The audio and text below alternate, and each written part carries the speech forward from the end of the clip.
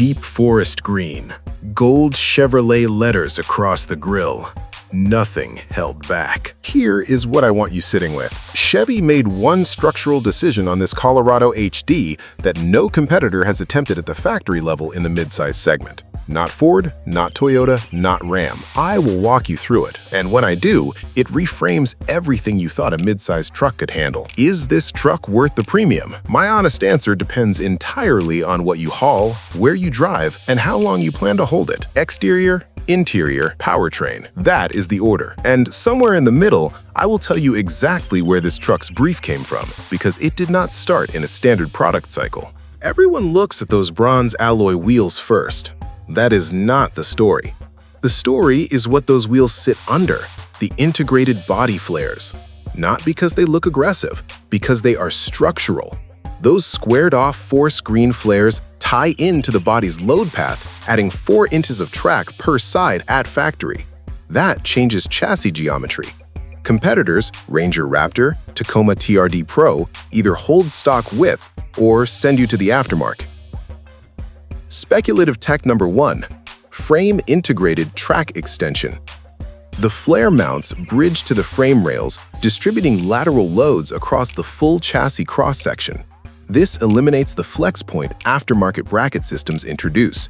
The problem it closes? Structural integrity loss at the mounting point under repeated off-camber articulation. The cabin applies that same brief inside. Perforated black leather, large diamond quilt pattern, copper bronze contrast stitching across every seam.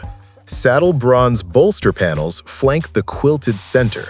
That execution sits closer to a Ram 1500 Limited than anything that has previously worn a Colorado badge.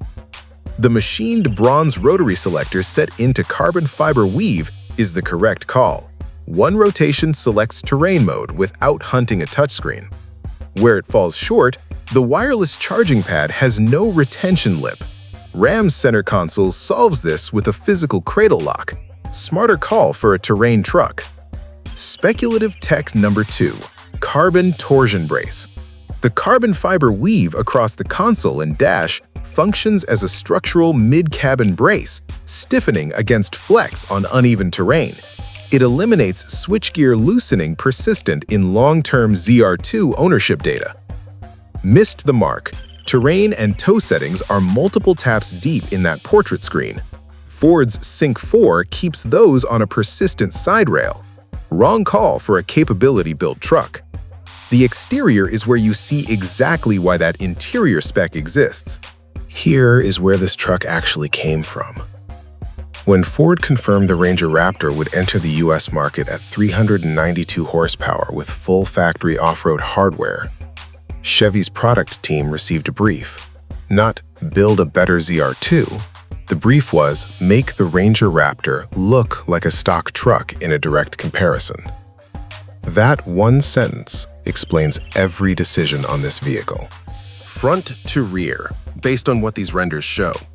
Black armor front bumper with integrated skid geometry, functional, not decorative. Full Chevrolet lettering in gold bronze across the grille, identical stamp mirrored on the tailgate. Sharp horizontal LED signature with multi-element DRLs readable in full daylight. Hood dome with raised center section consistent with cold air induction. 4 inches of added track per side from integrated body color flares. No panel gap.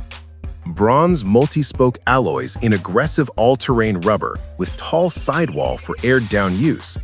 Rear, full LED bar taillights, dual exhaust in a step-notched black bumper, sport bar above the bedline. Every element on this exterior is load path justified.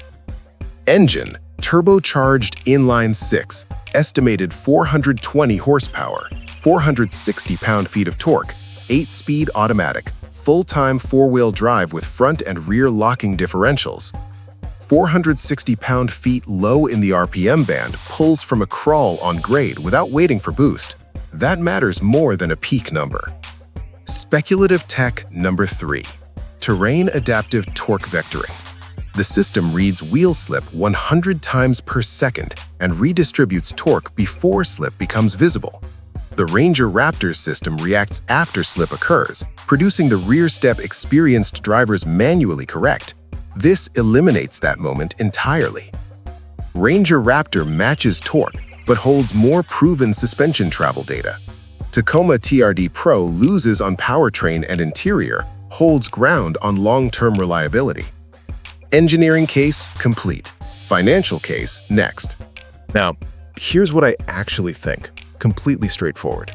That brief, "Make the Ranger Raptor irrelevant," traces through every decision we walked. Structural flares to match the Raptor's width advantage at factory level, bronze interior to close the perceived quality gap, hood dome to answer the Raptor's output advantage. Every decision. One brief. Whether Chevy succeeded depends on what you weight most. A Colorado HD at this specification level puts the expected sticker between $68,000 and $74,000. The Ranger Raptor in comparable trim runs $58,000 to $64,000.